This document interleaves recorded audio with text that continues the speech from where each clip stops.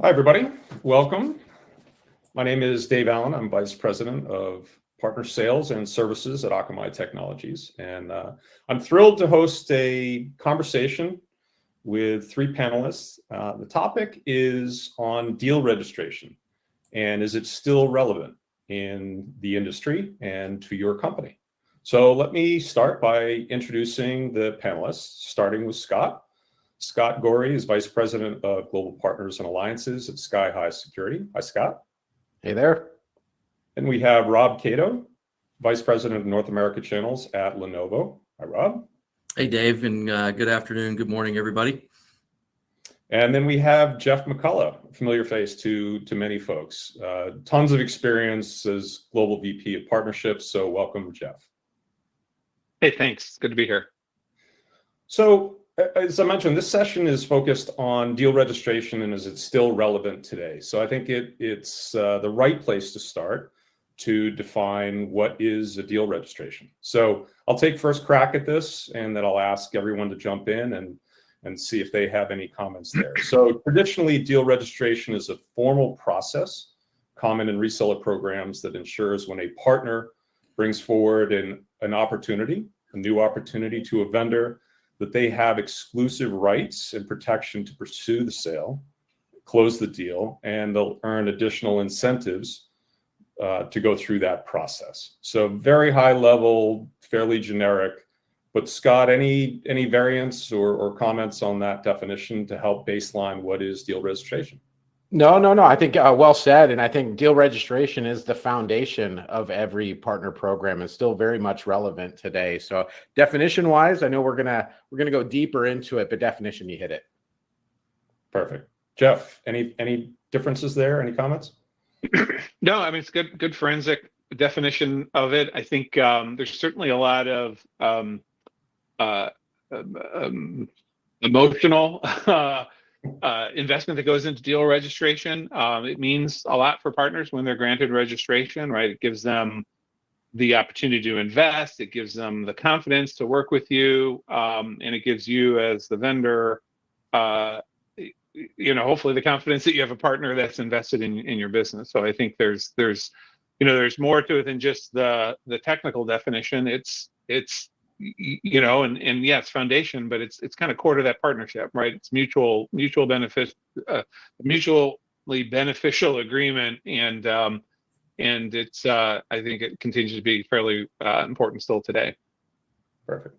So let's go a little bit further, Rob. I'll start with you. So again, in the effort to just really baseline define what is deal registration. Why is a deal registration important to the partner itself? Well, especially at Lenovo, I think it's extremely important because we're in a bit of a commoditized space, certainly on the client side of our business in PCs. I think you find that there's a lot of competition. And so it's important for the partner, number one, to differentiate themselves, right? What value are they bringing to the equation? Number one, for the customer, but also for us as the partner or the OEM.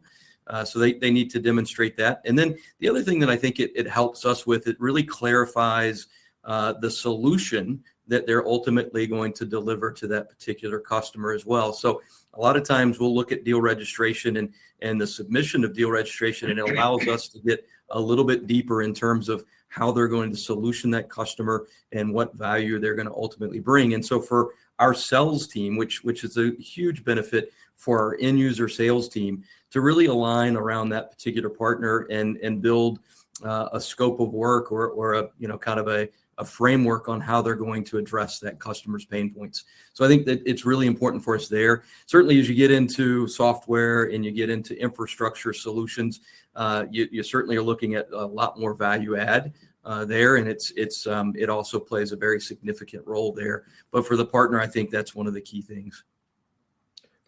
Hey, Dave. Scott, any comments on why it's important to a partner? Yeah, no, and I think it's important more than just the initial kind of introduction into that account. Rob talked a bit about SaaS companies. When I look at deal registration, one of the things that's the hallmark of my partner program is I'm driving more channel source business, and deal registration at a new opportunity is the start of that. But also our deal registration program provides incumbency and advantage for the renewal business. So that all that ratable revenue, you're protecting the partner, not only in the initial sale, but the lifetime value of that customer. So that's an important part I'd just like to throw in there. Yeah, and I think you're on a great point, Scott, because one of the things that we find is that customer partners, that are spending time in front of the customer, understanding the relationships there, they have real value for that particular customer. Those are the ones that are ultimately deserving of the deal registration. So we want to make sure we're very thoughtful a lot of times in how we approve those and how we move forward with those as well. So then let's also talk, why is this important to a supplier or vendor, if you will, to Lenovo, to Skyhigh?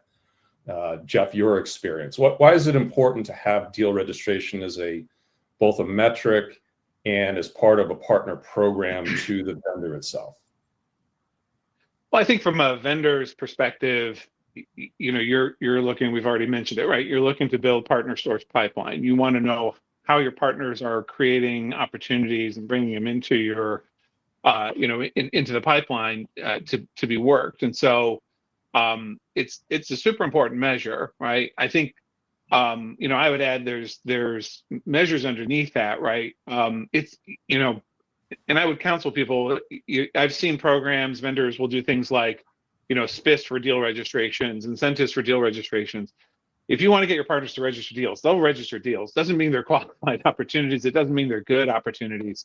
So be thoughtful about how you drive registrations in, and then the process of accepting them. And I think that'd be another good topic to talk about, like how do you approve deal registrations? Where does that sit in your organization? But as a vendor, you want to see, pipeline coming in, and then you also want to make sure that it's quality, right? That you're measuring and looking at the quality of those leads, ensuring that in fact they're qualified, accepting them because they're qualified, and then looking at kind of the form of that pipeline they're creating. How many of these are new logo customers versus existing customers with, they've purchased from before.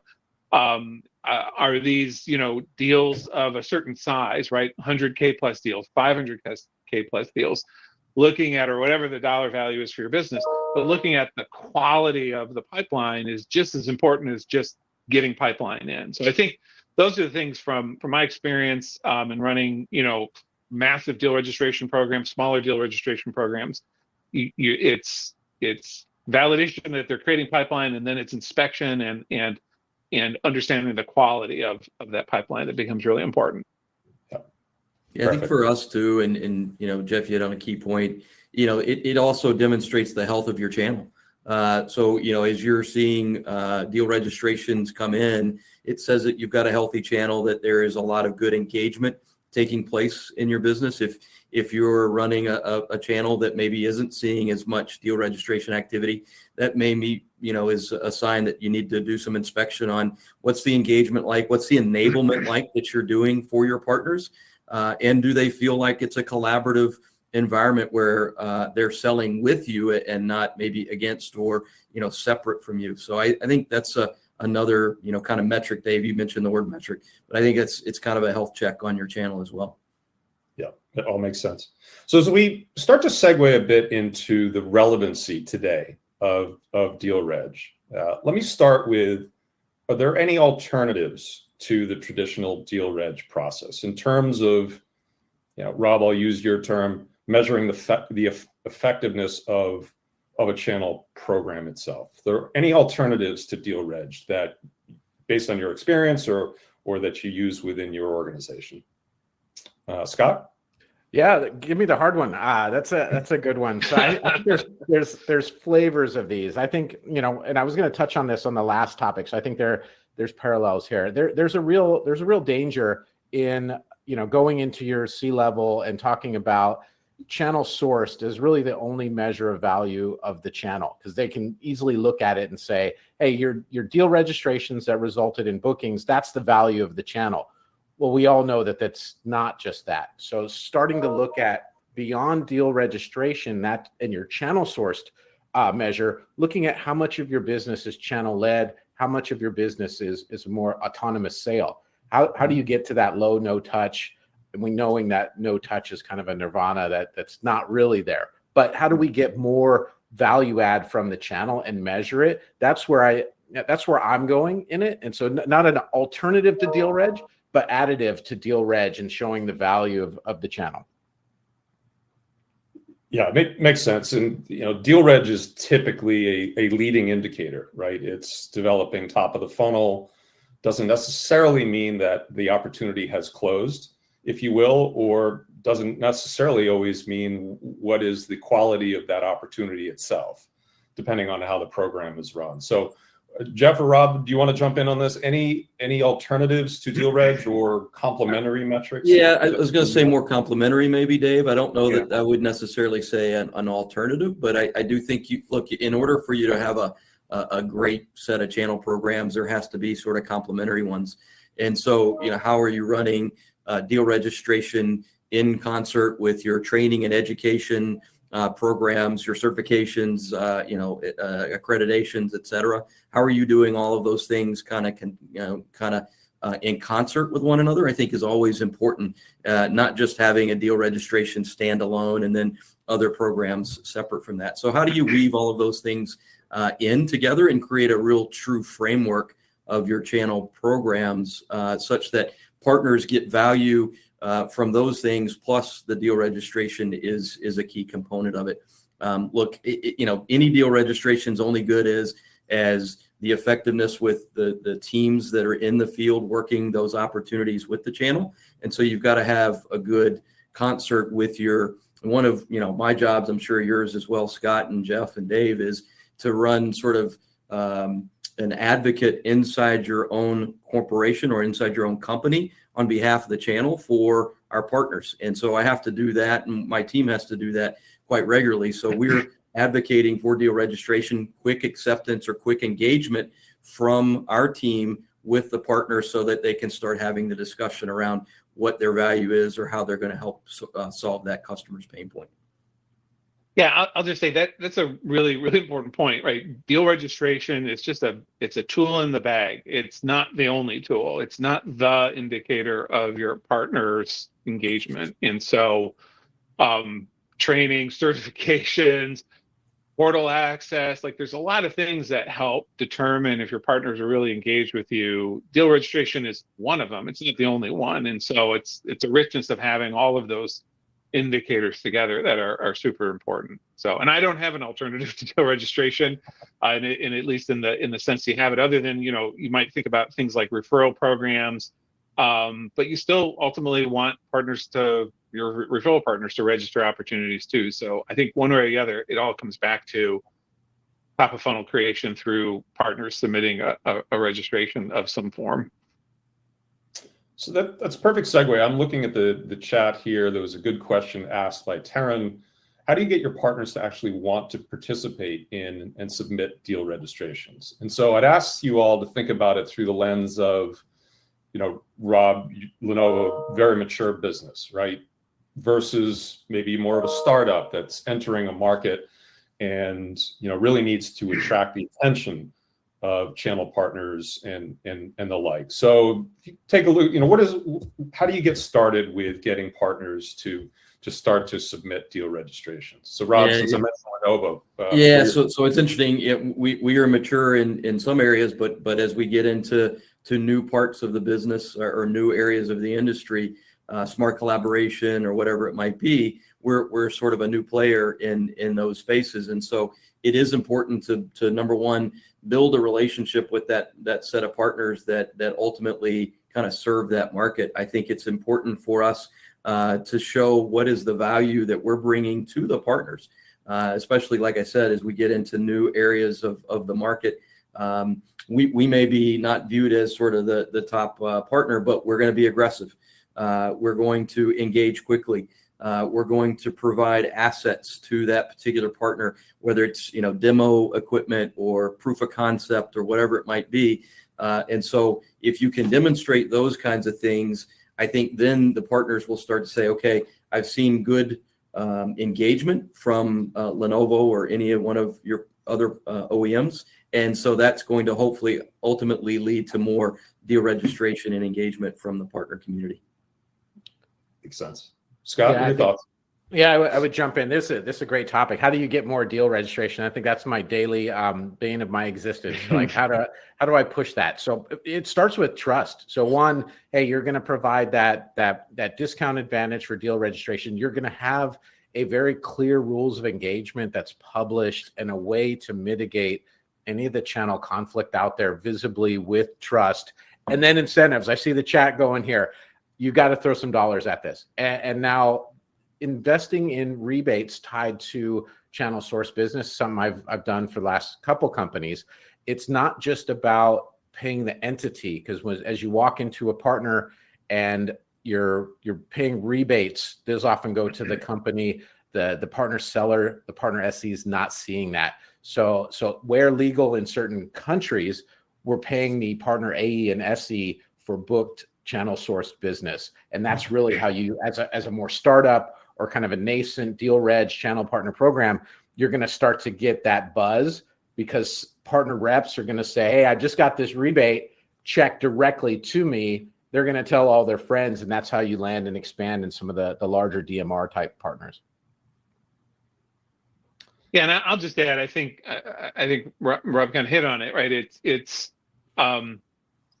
execution that keeps partners engaged, right? You've got to create that sort of first impetus to register the first deal, but how do you get your second and third and fourth deals from that partner or that rep? It's because they had a really great experience. Like, they registered the opportunity, it was seamless, it was painless, the team reached out, they were collaborative and cooperative, the pricing and engagement was painless. Like, those things really matter. And some partners will look at, and I've got a lot of experience with this, they'll look at how long does it take to get a deal registered with vendor A and vendor B. And if vendor B is faster, easier, vendor B is going to get the registration, right? So you've got to think about you're not just trying to create an attraction to register deals, but what's the experience coming out of it? And I think I have found certainly through my career, the companies that deliver the best experience when somebody registers an opportunity, that vendor generally does well, right? Does well and attracts more business and gets that flywheel moving. Yeah. So we've talked about the word has come up, incentives, a few times. And so traditionally, again, back to the definition of deal reg, it's typically two things for the partner itself. It's protection to bring forward an opportunity and know that they're going to have exclusive rights to that. So let's talk about the type of protection your program affords for a partner. But then let's also talk about incentives. What incentives do you provide for partners to bring forward deal reg? So let's talk protection first. So Scott, what type of protection does a deal reg for Skyhigh afford a partner? Yeah, very, very simply, on standard price opportunities, it's a 30-point discount advantage. For non-standard deals, and we know in selling into the enterprise, most of our deals are going to go non-standard pricing. It's still a 15-point discount advantage versus any secondary partner comes in. So as you gross that up, that's meaningful. I also provide a 15-point discount advantage on the incumbency of the renewal, as long as the renewal is done on time. So front end wise, I'll just start there. There's the discount advantage. I do have back end rebates tied to when it closes. Jeff, on the protection side, what's your experience there? Yeah, I mean, from the front end protection, and I'll make some comments, and maybe not everybody will agree with it. I think over the past even 5 years, the amount of front end margin, I think, has generally become tighter and tighter, right? And especially when you go to special pricing, sometimes partners aren't necessarily seeing the sort of the registration discount that they were hoping, right? And I think that's indicative of the fact that so much more of the profitability is not actually coming through margin selling product, but through all the things you wrap around it, right? The services dollars. And so, I think of the incentives for partners registering your opportunities with you. Sure, it's the product margin, but I think as vendors, especially in software space, it's got to be about the services opportunity, and I think protecting future opportunities as well, right? Incumbency is super important. I've always viewed incumbency as really a critical part of a long-standing partner relationship. And so, I would think about your benefit, your incentives as, be reasonable in terms of your front end, but realize, I think, that where your partners are going to make the most money is through leveraging their services capabilities. And that's why, partners that have practices built around your product or in your technology area can be so much more powerful than, maybe generalist partners.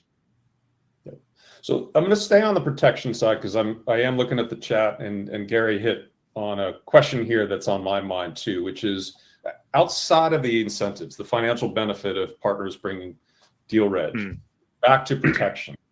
I'll give you an example. So, at my company, we allow exclusive right to that opportunity that is brought by the partner via deal reg for 90 days. If it progresses, then it's a rolling 90-day period as the opportunity progresses, meaning exclusive rights to that opportunity. No other partner can engage on that for that period of time based on that deal reg activity. Other programs have different types of protection. So, Rob, what are your thoughts? Do you allow other partners to jump into an opportunity that was initially deal reg by another partner? How do you handle that? Yeah, so we try and handle those very much as an exception base. It does happen, obviously, in the competitive space that we're in. You get lots of partners bidding or competing for the same opportunity. Deal registration essentially gives them an upfront discount on the special pricing. Depending on the product, it ranges and oh, by the way, like what Jeff said, which is how do you weave in services or an as a service component to it, which can obviously enrich the discount level that we're providing. But other partners have the ability to also bid on that particular opportunity. So it's not exclusive to that single partner. And again, it's just the competitive space that we're in. There's going to be a lot of partners that many times will be engaged in that particular account. One of the things that we are looking at doing, especially as you get into many changes taking place in the industry, more things moving to the edge, AI obviously really starting to explode, is we used to be account driven or account owned deal registration. Now we're looking more at opportunity deal registration. So, there's different opportunities within the customer.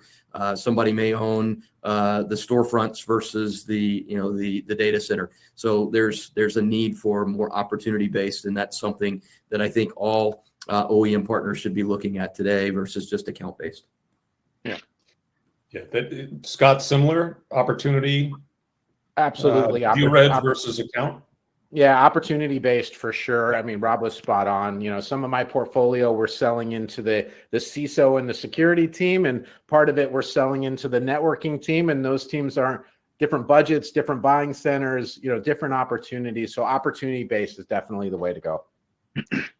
So yeah, and I would add, just bring it. Oh, go ahead, Jeff. Yep. Sorry, I was just going to add, bring it to the question about the 90 days and the renewing. I think it's important you have those in your program because, partner can register a deal and then do nothing with it, right? And so you want to make sure if partner registers a deal, it's moving forward, right? There's activity, there's engagement. You want to leave yourself an out to say, hey, nothing has happened on this opportunity. You might have another partner that could go kill it, right? And you've got to sometimes make those hard calls at the opportunity level for sure. And I would agree with that, right? Not account, but opportunity level. I think I'm going to jump in here. I know, Dave, you're going to jump in, but the rules of engagement, Jeff, to very clearly say, when can you void a deal registration? I think I saw in the chat what happens when you do a deal reg and then you go pitch it to another company. As soon as that happens, I void that deal registration and we move on, because that's very poor behavior as a trusted partner. For sure. Agreed. So it's a little bit nuanced, but it does come up quite often for most of us, most organizations. Will you allow deal reg for partners in an RFP situation?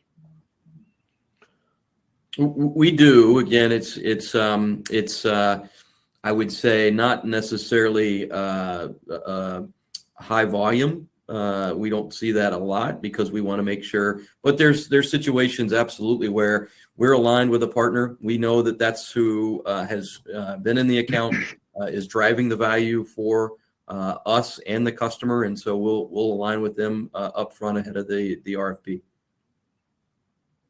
I think this is where rules of engagement are your friend, right? And you want to document in there how you're going to treat these situations. And as long as you're upfront with it and you publish it, I'm a big believer in publishing your rules of engagement. Let every partner see it, and obviously internally as well. But that's the rule book, right? And you can stipulate in there, this is how we treat RFPs. But there's going to be occasions where the customer might say, hey, I want level pricing across all the vendors. I don't want anybody with special pricing, any special pricing considerations. You've got to deal with those situations. They absolutely come up, and document them in your rules, and that's the best way to manage it. Yeah, we see a lot of this in public sector, federal space. Yeah. So, I encourage everyone on here, make friends with your legal team and make sure that your rules of engagement are good to go for public sector selling. For sure. Agreed. Let's turn to the other side of the ledger with deal reg and managing the process. What are the bigger challenges with either from a programmatic standpoint, a process standpoint, other factors? What are the bigger challenges with deal reg? Jeff? I mean, in terms of just the operational components of it. Sure, we can start there. Yeah. I mean, I think internally when you have your deal reg platform, you have deal registrations come in, probably the first thing to go tackle is like, what's the approval flow, right? And there's an inspection for completeness, right? And that's generally, I've always find that as an operations type function or a program team type function. Hey, here's a registration, it's complete. There's an inspection goes on. Hey, is there any other deal out here, right? Similar to this with this customer? Is there any potential conflict? So you kind of go through that. And once you get through those kind of, sort of checks, then it's like, okay, who should approve the deal registration now? Like, where's the deal reg going to flow? And I know that was one of the questions that came up in the chat room. So, and I'll just weigh in on my thoughts, and others can jump in. I like to see sales teams approve deal registrations. I like the reps, put the reps in the position of approving or denying and explaining why they're approving or denying. And I think that goes a long way to pull your sales teams into the process and get them engaged, right? Get them to be part of the solution versus just constantly objecting to having to have partners engage in deals. Make them part of the process and empower them to it. And I think you'll find they a lot of times will step up better than you expect. Mm-hmm. Yeah, I think that the biggest problem I run into, and Jeff talked about, is the seller. So hopefully they're not dialed in this morning to hear this, but we spend a lot of MDF and a lot of cycles to get deal registrations.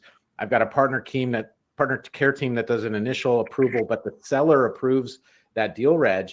And if they don't engage and help progress the opportunity and really, foster that relationship with the partner that trusted us with their deal registration, and then in kind do some teaming plans back with that partner to show a balance of trade between that partner and the vendor, it's really that sales engagement that is my biggest problem.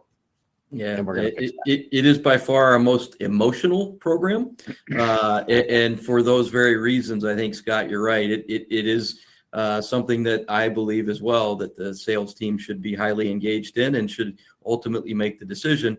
A lot of times they don't like, having to tell other partners that they didn't get it. And so, there's tough conversations that need to be had. But, at the end of the day, it drives the right behavior, which is the collaboration and the engagement at the customer to put the right solution in front of them.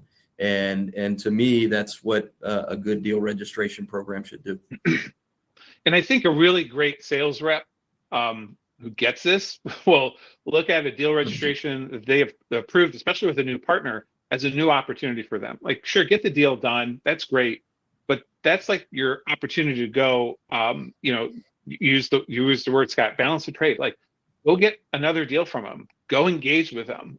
So many reps don't step through that door when a registration comes in, that's a door opening for you as a sales rep to introduce yourself to a new partner, to a new rep. What are their accounts? What deals are they working? What other deals look like this?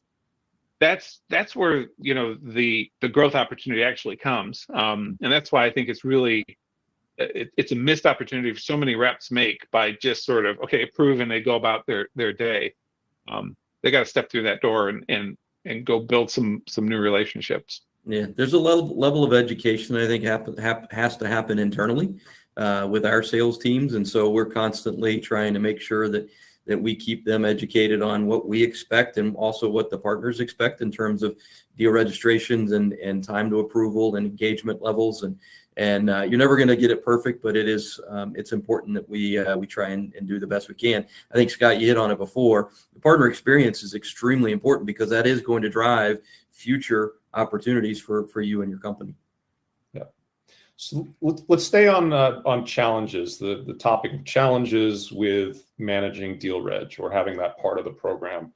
Outside of the internal process, bad behavior by partners, if you will. We've all seen it, but how common is that in terms of, I'll use a dramatic term, abusing the process, if you will. Scott, you run across this, I'm sure. I've avoided a fair few deal registrations, but I can't say common. You know, as you start to build out your focus partner strategy and you're building relationships, the last thing they want to do is burn trust. You know, partners have a very long memory when you take a deal direct that you've been working with them.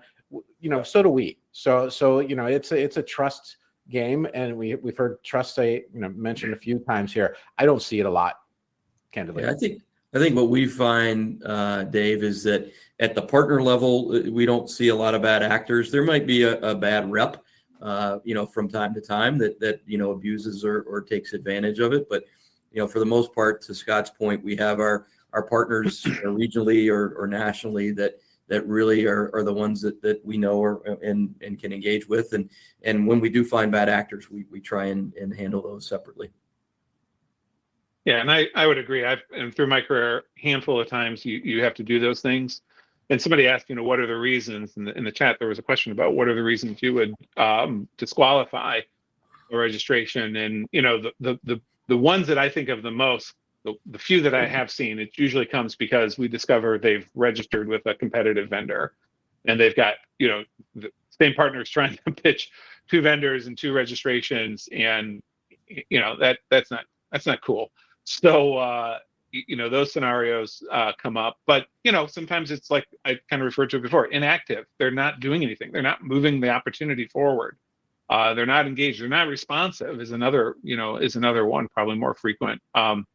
Those would be the reasons why you would pull a registration from somebody. But again, my experience has been it's a rare occurrence when it does happen.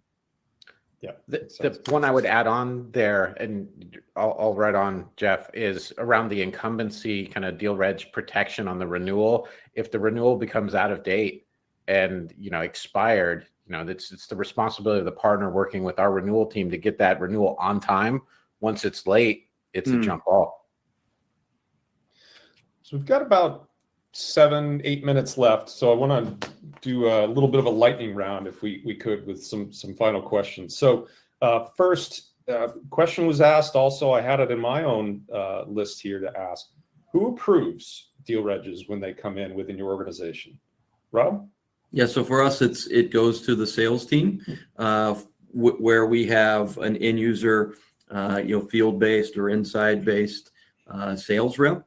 For SMB, we today are using sort of the FIFO method, and then trying to manage that through our channel team or our programs team to kind of manage those deal registrations. But majority of them go through our field or inside sales team rep. Jeff, your experience? Same thing, reps, sales reps. The end approver reps. I have an intermediate team, a partner care team that just checks for duplication, checks for just kind of bad data, authorized partner. It's just any kind of data issue, and then goes to the seller on ours as well. Yeah. Same.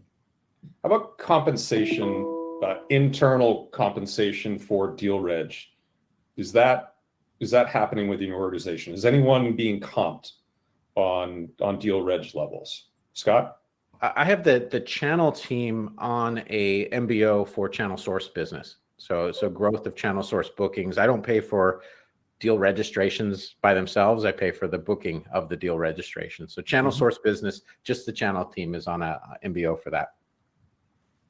Yeah, we don't have anybody internally being compensated for deal registrations. We make, basically direct or indirect, we make it all the same in terms of compensation for our sales reps. So they're incented the same way.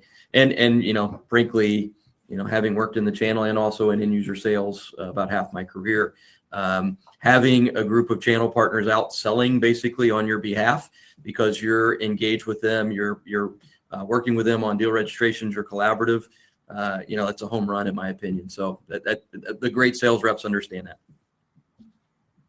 Okay. Yeah, and I've never paid internal incentives for it, other than for partner source bookings, right? Putting metrics in place for and quota targets for internal targets for partners closing deals that they found and registered. Okay.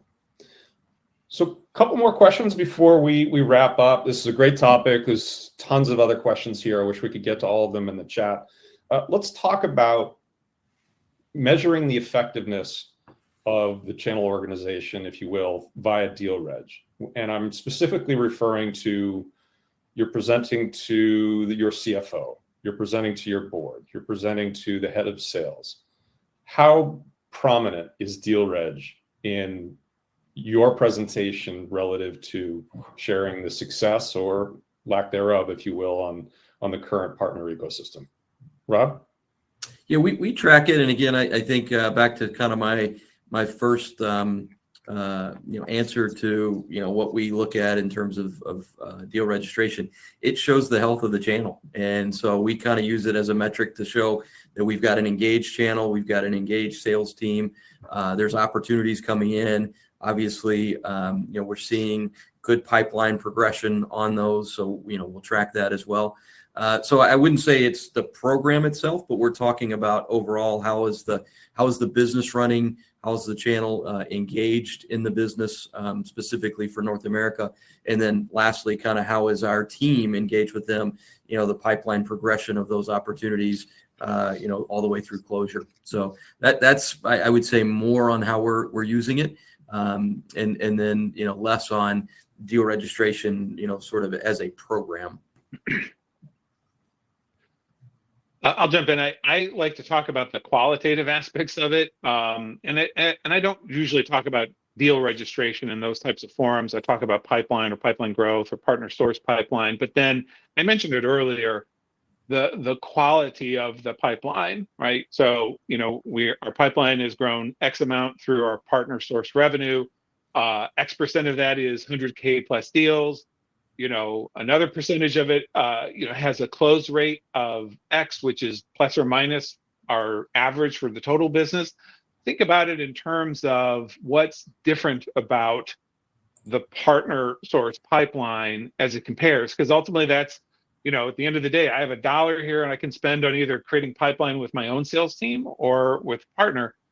It's not just as simple as who generates the most pipeline, but you can also talk about the quality of it. And I think that can be really, really impactful in those types of discussions and get you out of just only looking at one dimension of it.